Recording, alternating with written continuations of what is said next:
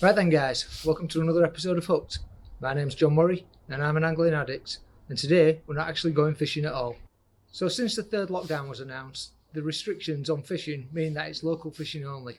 Most of the lakes around here are completely frozen solid, the rivers are flooded, so the weather's just a bit horrible, to be quite honest. I don't even want to be out here right now, but what I've decided to do is try and keep the channel running and go through a few items of my tackle that people have expressed interest in. One of them is the Bolo Rod. Now the Bolo videos seem quite popular, so I thought I'd take you over the options that I've got in terms of long rods. So what I've got in these cases are a 17-foot Drennan Acolyte, a 20-foot Preston Bolognese rod, and an 18/20-foot Map Concept Match. Now the Map Concept Match was probably the original English Bolognese rod, and it's a cheap way for you to get into Bolognese fishing if that's something you're looking to do. Another make that was actually out at the same time was the Shakespeare Annex, and I think it was effectively the same blank, the same rod, just made by a different manufacturer. So if you find any of them on eBay, you might pick one up for about 50 quid if you're lucky. You just have to search around and hope that one turns up at some point. So without wasting too much more time, I'll get the rods out, we'll go over them one by one, and I'll talk you through what I use them for, when I use them, and what the strengths and weaknesses are. Right, so the first one out of the bag is the Preston 20-foot Bolo Rod, and if you can see this close up, it's a 6-metre version, and mine's actually the medium light. The beauty of these is that they're very light and fairly cheap to get started with. I think this one was about £140, and this is the 6-metre version.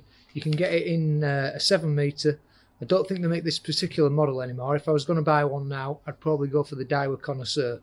There are some much more expensive ones, things like Maver Super Lithium, and Daiwa even do an airity version, or it might be an air version, but you're talking about £500 for those. There's not a great deal of difference. If you do go up to a 7-metre version, then the weight difference is quite significant. This one probably weighs about 280 grams. The 7-metre, you're probably looking at something more around akin to 400 grams. So just bear that in mind. If you don't need the extra length, if your venue's not over 20 foot or certainly over about 17-18 foot deep, then you're not going to need that extra metre. If you are fishing venues that are that bit deeper, then it'd obviously pay you to go with the longer rod. So just have a think about it. I don't actually have a 7-metre version. It's something that I may consider getting, but to be honest, once it starts getting above about 18-19 foot deep, then you know, it's either a feeder job, long pole job, or long whip to hand. So I'm not actually going to set these up in the garden, but what you can see is that there's a number of telescopic sections on this, and these English version ones actually have some intermediate rings on them. So if I just take out the top section, you'll actually see that the carbon on this extends so far, without me actually breaking down my my rig that's on there. And there's some sliding intermediate eyes, so they do put those on the top sections, and what that means is you've got a few more rings to stop the line sticking to the blank.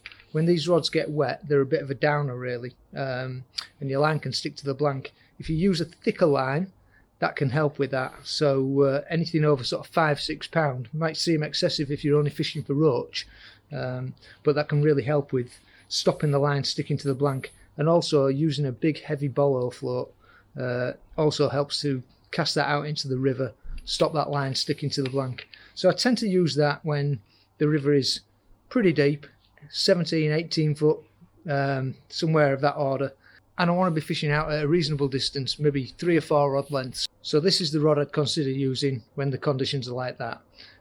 More specifically, it's probably better in drier weather. Right, the next one out of the bag is the Drennan Acolyte 17 foot. This is probably my number one choice if the swims are under about 15 foot deep, or I want to be fishing out at 4 rod lengths plus. It gives you that bit more control. What I wouldn't use this particular rod for is fishing for any sort of large fish. It just doesn't have the backbone, so anything up to about 2-3 pound chub it's going to be able to handle. After that it's probably going to struggle, to be quite fair. The beauty of this rod is that it's a traditional rod. It's got all the eyes throughout the blank, so you don't have the same problems with line sticking to it. You can fish a lot finer line on it. It is very, very light. It's under 200 grams, this rod, and they are absolutely delightful to use. When you couple them up with a tiny sort of like 2,500 size reel, they are just absolutely perfect. You can hold this all day long. No worries of your shoulder aching whatsoever. They're just an absolute delight. People call them snapper lights, and to be fair, I did snap the top section on this rod, but Drennan replaced it free of charge. They have a 12-month warranty on them, so if you do suffer something like that, it's best to go back to the tackle shop where you got the rod from, or if you bought it second hand, take it into a tackle shop and get them to deal with Drennan direct.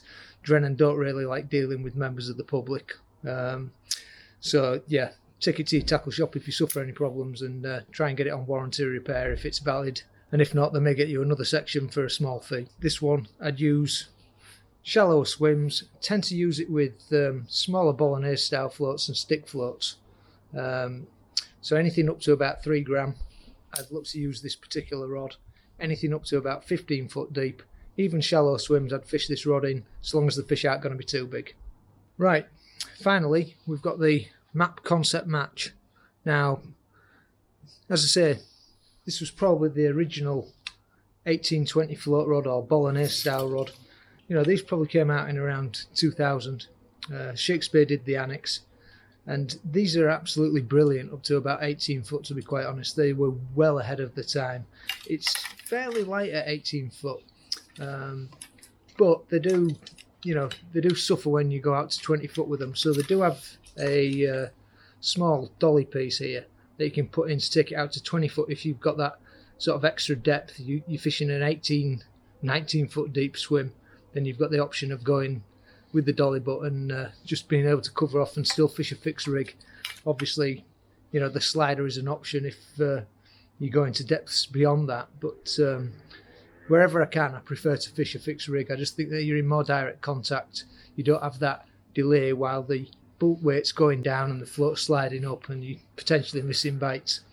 So yeah, these are good. As I say, pretty similar to fishing the other Bolognese, but they've got a bit more backbone. These rods will actually handle the odd barbel or two. Probably nothing massive, maybe 5 or 6 pound, but you will take them out on it. And if you're just looking to get into bolo fishing, then these are probably the best way to go. If you can get hold of one of these on the cheap, then they're an absolute bargain, to be quite honest. As I say, a little bit of a handful at 20 foot. You're probably going to struggle to fish it for 5 hours at that range, but at 18, more than manageable all day long. What some people do with these, let's put that down, is they actually put some counterweight on this end, so it balances it up. So once it gets a little bit top heavy out on the far length at the 20 foot, if you get a bit of counterbalance on there, so wrap a bit of lead around the back end.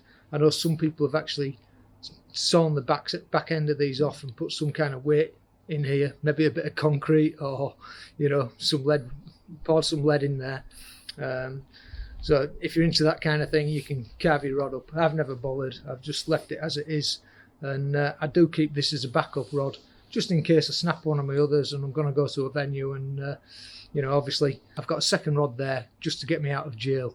Right guys, if you enjoyed the video and you found that of some use, give me a thumbs up, consider subscribing to the channel if you haven't already, and hit the notification bell so you don't miss an episode every time I upload one. Thanks for watching, and until the next one, tight lines.